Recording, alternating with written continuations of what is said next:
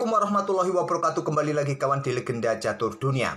Kita lanjut lagi kawan dari turnamen Global Chess League 2024 yang masuk hari ke-8 memainkan babak 9. Tersisa satu babak lagi kawan, tapi turnamen ini tidak terhenti saja di babak 10. Masih ada partai final. Karena turnamen ini menggunakan dua sistem kawan. Selain menggunakan sistem double round robin, nantinya akan diambil dua tim teratas kawan untuk diadu di final itu. Nah sementara di babak 9 ini, timnya Anish Giri mengunci satu tempat di final. Yang satu tempat lainnya akan diperebutkan oleh timnya Magnus Carlsen bersama timnya Alireza Firoza kawan. Nah di hari ke-8 babak 9, tim American Gambit, timnya Hikaru Nakamura menang atas timnya MVL Mumba Master. Timnya Magnus menang atas timnya VC Anand kawan. Dan tim Anish Giri mengalahkan tim Alireza Firoza. Nah, nanti malam kawan, di hari ke-9 babak 10, tim Magnus Carlsen ini berjumpa dengan timnya Alireza Firoza untuk memperebutkan satu tiket ke final kawan. Kemudian tim dari Anish Giri akan berhadapan dengan tim American Gambit Hikaru Nakamura kawan. Dan satu partai yang lain yaitu timnya VC Anand akan berhadapan dengan timnya MVL.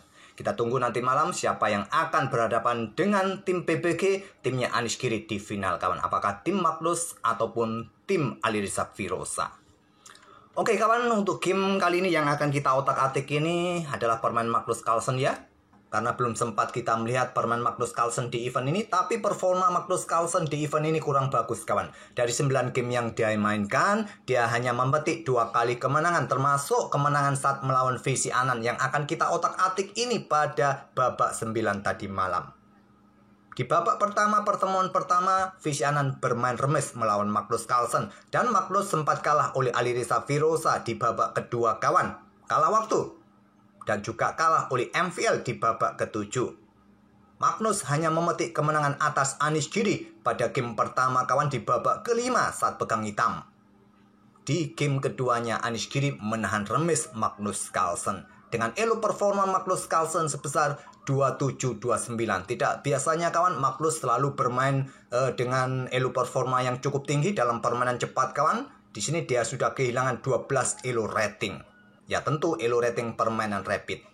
Oke kawan, langsung permainan Magnus Carlsen versus VC Anand pada game keduanya. Game pertamanya mereka berakhir miss, dan Magnus di game kedua ini pegang putih mengawali dengan English opening. Pion C4, pion C5 variasi simetrikal. Kuda F3, kuda F6, kuda C3, kuda C6. Permainan 4 kuda dari pembukaan English variasi simetrikal kawan. Nah langsung Magnus dobrak petak pusat. Diterima, pertukaran pion pusat, ambil balik oleh kuda, kemudian pion E6, dan Magnus mentransposisi permainan ke bentuk permainan Sicily Defense. Seperti yang kalian ketahui, permainan Sicily Defense didahului dengan pion E4, disusul dengan pion C5, biasa terjadi pertukaran di petak D4. Nah, tadi sudah ada pertukaran di petak D4, kita masuk ke permainan Sicily Defense sekarang kawan, di langkah ke-6 ini dengan variasi Kramnik, pion C4 ini. Gajah B4. Pin kuda tentu targetnya adalah pion E4. Nah, sebelum backup pion, Magnus melakukan pertukaran kuda pukul kuda C6. Ambil balik oleh pion B, baru Magnus perkuat pionnya dengan pengembangan gajah D3. Pion E5 untuk mendapatkan ruang kawan, dan juga mungkin pion ini siap didorong, buka akses bagi gajah dan juga segera keluar kawan nantinya. Rokade Magnus. Rokade juga Anish Giri, diikuti dengan pion H3. Magnus membuat langkah menunggu juga untuk kontrol petak G4-nya. Kemudian di sini VC Anand mencoba mengeliminasi kuda yang mengontrol petak pusat. Dan untuk memperlemah juga pion di petak E4 ini kawan. Dia menyerahkan gajah gelapnya. Ambil balik oleh pion B. Pion D6 lanjut VC Anand. Magnus menyerahkan pion kawan. Menyerahkan kelemahan di lajur C, pion yang bertumpuk. Diterima oleh Anand. Gantian sekarang Anand yang mempunyai pion yang bertumpuk kawan, dan Magnus coba menantang pertukaran pion kembali dengan membuka lajur F. Ditolak terlebih dahulu, usir gajah kawan. Menyerahkan pionnya kembali untuk memperlemah pion E4 agar bisa diambil oleh kuda. Magnus mempertahankan pion pusatnya E4, gajah mundur ke C2. Dan terbuka juga tantangan pertukaran menteri kawan, diterima oleh Anand. Menteri pukul menteri D1, ambil balik oleh benteng. Kemudian berlanjut dengan pion E pukul pion F4, ambil balik oleh gajah sekaligus berkembang dan koneksikan dua bentengnya. Anan mengembangkan perwira terakhirnya kawan, gajah E6 untuk perkuat posisi pion C4-nya, ada benteng AB1. Magnus sekarang kuasai atau terlebih dahulu kuasai kontrol lajur B, lajur D yang sudah terbuka penuh dan pion H6. Membuat langkah menunggu. Kontrol petak G5 dan juga berikan ruang bagi raja kawan agar tidak ada serangan di baris belakang seperti biasa. Jangan sampai dalam permainan endgame raja ini tidak mempunyai ruang kawan. Bahaya sekali di baris belakang. Kalian pasti sudah paham. Ada pion A4 lanjut Magnus, hentikan dengan pion A5. Magnus angkat benteng B7.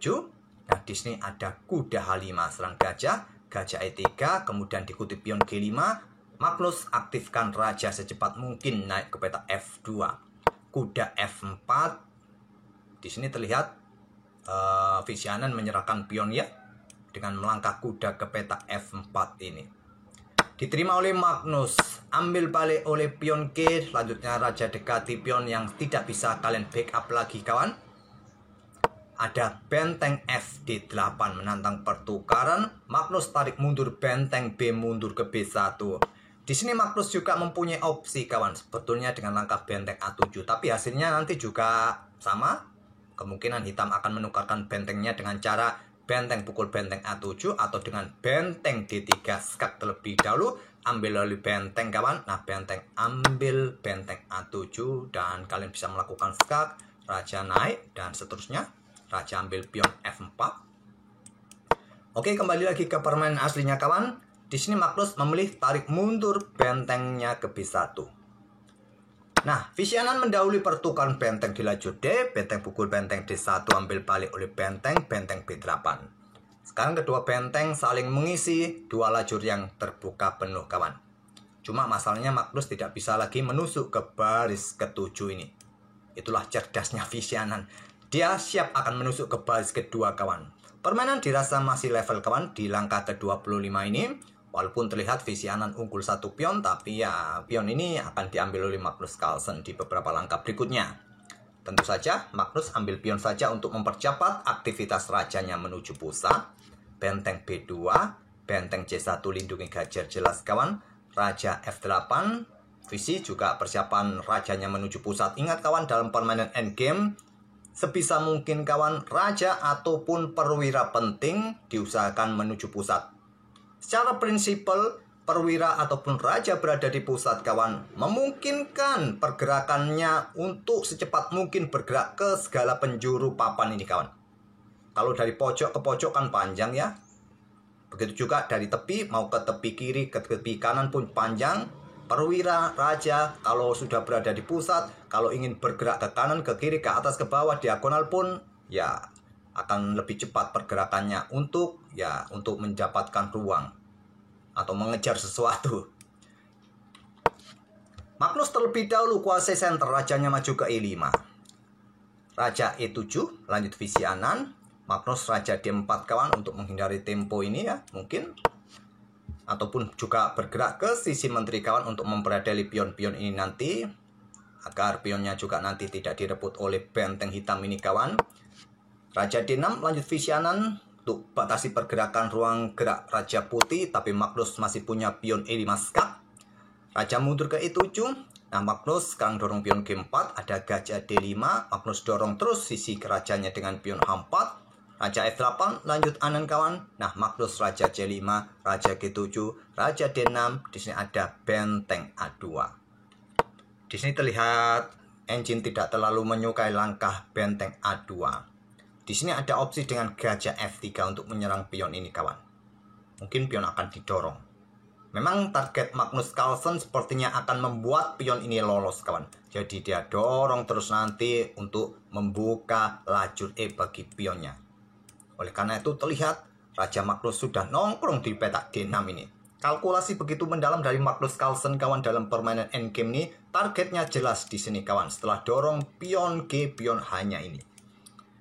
Benteng A2 tadi, pion G5, pion H pukul, pion H ambil balik, benteng A3. Di sini Stockfish lebih menyukai dengan langkah benteng B2 kembali. Tapi ingin menarget pion C3, Magnus dengan gajah F5. Buka akses bagi benteng ataupun juga untuk bantu kontrol saat pionnya ini didorong maju ke peta E6. Ada yang lebih kuat dengan langkah gajah B1, kawan. Tetap menjaga pion ini dan juga tetap mengawal pionnya nanti, kawan, di peta G6 dan batasi ruang gerak benteng. Kalau benteng ambil pion A4 di sini, dorong pion G6. Tapi beberapa langkah berikutnya kita juga akan dapati langkah seperti kombinasi yang saya tunjukkan tadi. Magnus tadi dengan gajah F5, benteng ambil pion A4, benteng turun lagi ke peta A2, kawan. Setelah benteng ambil pion A4, Magnus melanjutkan ide untuk meloloskan pion E-nya dengan pion G6 terlebih dahulu. Pion pukul. Nah, ada benteng G1. Benteng A3. Benteng ambil pion G6, skak.